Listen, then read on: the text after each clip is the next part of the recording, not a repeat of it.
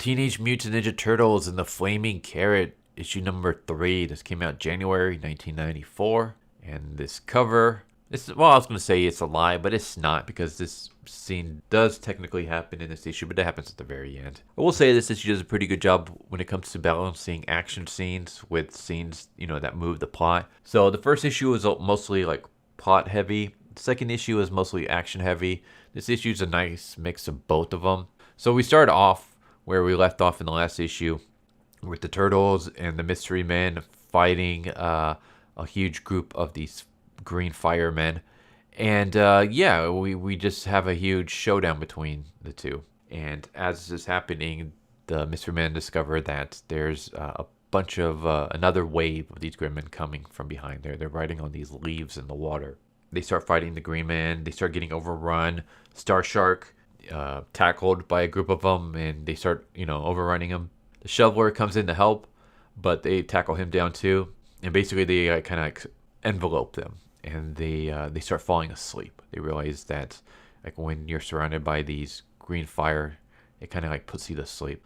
We cut to the Flaming Carrot, who's shooting at one of these green fire, who's riding on a leaf, but it keeps dodging. So Leonardo tells him, well, why don't you try shooting at the leaf? So he shoots at the leaf, destroying it, and the green fire falls into the water and dies. And that's when they realize, oh, we can use the water. The water can actually kill them. So they start grabbing a bunch of rocks and chucking it at these green fire that are riding on the leaves, and basically knocking them off or causing huge splashes, and they start killing all of them. But now we got the green fire that are on land. So one of the mystery men rushes over to their plane, and he pulls out the fuel hose, and he basically starts building this contraption. He turns the fuel hose into a water pump, and he starts spraying all of the firemen, and eventually he destroys all of them. And then the Shoveler and Star Shark, they're saved. They start waking up. They find themselves covered in plasma. They basically say that they're weak, they can barely move, they have no strength in them. And that's when Professor Duab discovers that these things are actually amoebas. They're like germs or a virus, but they're kind of aliens, nothing I've ever seen before. And that's when they decide, you know what? Why don't we split up into two groups? We'll have some people stay behind. Those people will be the Spleen, Bondo-Man, and the Mystic Hand. They're going to stay and try to repair the fuel pump. Meanwhile, the rest of the group is going to go and try to find the blip that the Turtles arrived on.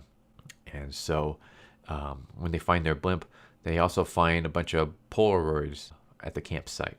And they discover that the Polaroids were taken by the researchers. And they realize that the researchers had befriended the green fire, and they would basically sacrifice goats and stuff to the fire creatures to allow the creatures to eat it. But eventually they ran out of things to feed to the fire people, and the fire people killed them. So, yeah, not really good friends there. Anyways, Professor Duab finds this radio, and through it he discovers that there's this static pulse, and the static pulse is what kind of brought down the Mystery Men's ship. And the static pulse is getting stronger.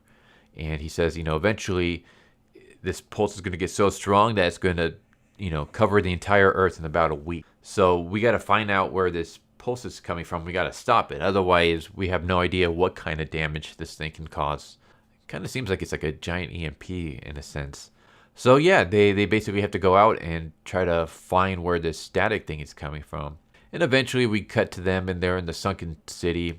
And they're in the ruins of this sunken city. And that's when Michelangelo starts telling them about his dream and the visions and stuff that he saw. And they realize that the source of the electromagnetic pulse is coming from here. And they see this big, giant tower. And they're like, oh, man. They look and they see scribblings on the walls. And they're trying to find out where's a door for them to get inside. Meanwhile, the Turtles back at camp discover one of the green fire resting inside one of the campsites. And they discover that he can actually speak English. Meanwhile, Duab has found a door to get inside the building, and they decide to investigate and search around. And they find like these giant skeletons, and one of them actually has a gold filling. So Colonel Blade's kind of like, what the hell's going on? Why does this skeleton have a gold filling? Like, what's going on here? And why are they so huge? And then we cut back to the campsite where Donatello and Leonardo and Screwball are talking to the Green Fire.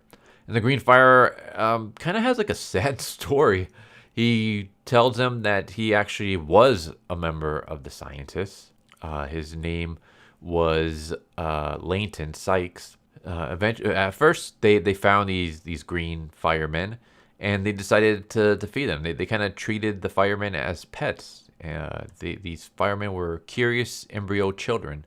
Like, they just kind of like ran around and stuff like that. And yeah, they were kind of cutesy and stuff. And they would feed them. But eventually, they ran out of animals and bugs and birds to feed, which kind of explains why there was none in the area in issue number 1, why it was so silent, because these fire creatures ate all of them. But with nothing to eat, the firemen turned on the researchers and attacked them. And the researchers put up a fight, but eventually they got overrun and they got swarmed. And what happens is when these green things grab at you, they put you to sleep, which we saw earlier. And once you go to sleep, they eat you. Basically, when they eat you, they eat everything. Like, they eat your mind, your thoughts, your feelings. All this gets digested. And Leighton merged with the one that ate him, and they became one. And he basically explains like he doesn't really remember much. He remembers running around as the flame creature. He remembers eating himself, eating his human form. And it's like, that's kind of horrifying. It's funny because this is such a like goofy, random LOL comic, but there's like a lot of horrifying stuff in there that can be used for a serious story. Like, you have the researcher team that goes missing. You have the turtles, showing up, and they find an empty campsite, but there's no one there, and all the food and stuff is left untouched. And then eventually they get attacked by, these weird creatures, and then they find one of the creatures, and the creature tells them that I was one of the researchers, and they didn't just attack us, they put us to sleep, and then they ate us. And when they ate us, they ate our thoughts and our feelings and our minds. And now part of me is inside the creature that killed me. And I remember eating myself. Like, that's all horrifying. But the series itself is not a horror. It's like too comedic and stuff. So it's just weird. It's like this weird disconnect. Because like we have that scene, right? Where he's talking about how he remembers eating himself. And then the turtles immediately ask, well, what do humans taste like? And they're like, oh, it tastes like chicken. And then we cut to the flaming carrot who's sitting on this giant throne. And it turns out it's not a giant throne. It's actually a giant toilet. And it's just like you have all these like horror elements set up, and then you just completely toss them away. And I get it. I mean, it's a Turtles comic. Obviously, a Turtles comic isn't going to be horrifying, but it could be. Like this you could reuse this story, reuse the basic premise, and have a good horror story. But we don't get that here. And then we have the turtles, the remaining turtles, Blade and Duob, and they're in another part of the tunnel. And inside, they discover a whole bunch of eggs. We get a scene basically straight out of Aliens, where they find a whole bunch of eggs, and inside all these eggs are the firemen, the embryos. And Duob realizes like, this is it. This is how we can capture one of these things. We just take the egg, because the egg they're already captured inside, so we don't have to worry about them. And as they're doing that, we cut back to the mystery men who are working on the fuel pump, and they see 3 ghostly figures coming at them. And then we cut back to the flaming carrot and his group, and they discover that there's a dude, and he's frozen inside this giant casket. And he's tall, he's covered in hair, he kind of looks like the Wolfman. I'm sure you can guess where this is going. And the flaming carrot decides, let's just open this thing. So he opens it, and this Wolfman pops out, and he starts attacking the mystery men. He throws a couple of them out of the towers and into the water below. And then the flaming carrot and Mr. Furious try to fight the Wolfman, but they get tossed off of the tower as well. Well, flaming carrot gets tossed off. Mr. Furious grabs a pipe, and basically he's going to try to Gordon Freeman this werewolf, and that's where it ends. So yeah, there you go. There's Teenage Mutant Ninja Turtles and the Flaming Carrot, issue number 3. Like I said, this series, now that we're 3 issues in, I have so many mixed feelings about it.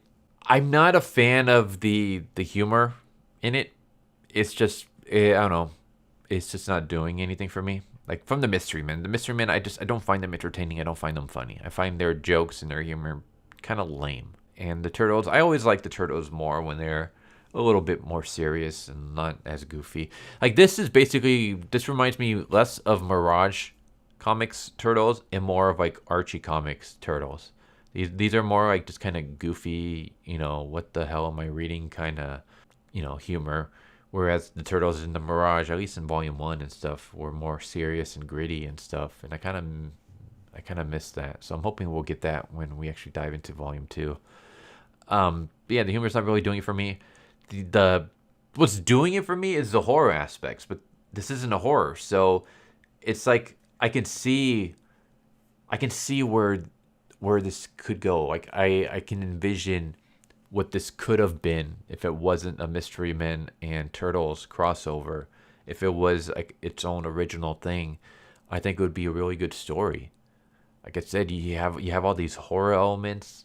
The monster itself, I mean, maybe change up the Green Fireman to something else, something that's not as goofy and childlike. But just, yeah, the idea of these creatures that eat you, but they put you to sleep first, and then they slowly eat you.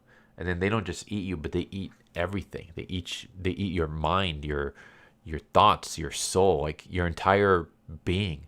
And some of that remains behind in these creatures. So you're basically stuck with this thing that killed you. You're stuck with your murderer. And you remember how you died.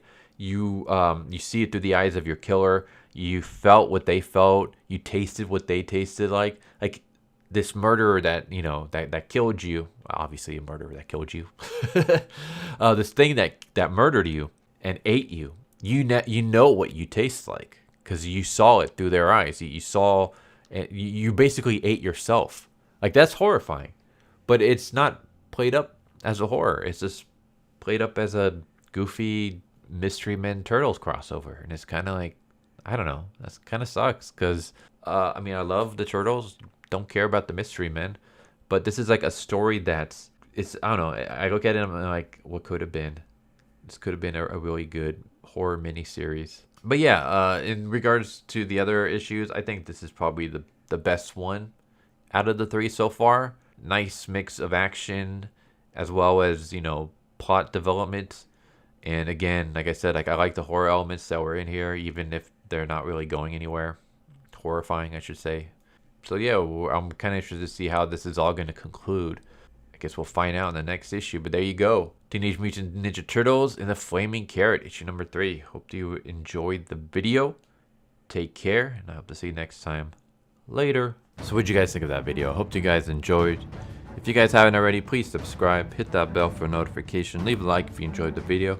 And if you didn't enjoy the video, thank you for watching it this far, and I hope the next video is more to your liking. Feel free to check out the playlist that you guys see, and I hope to see you guys next time. Later.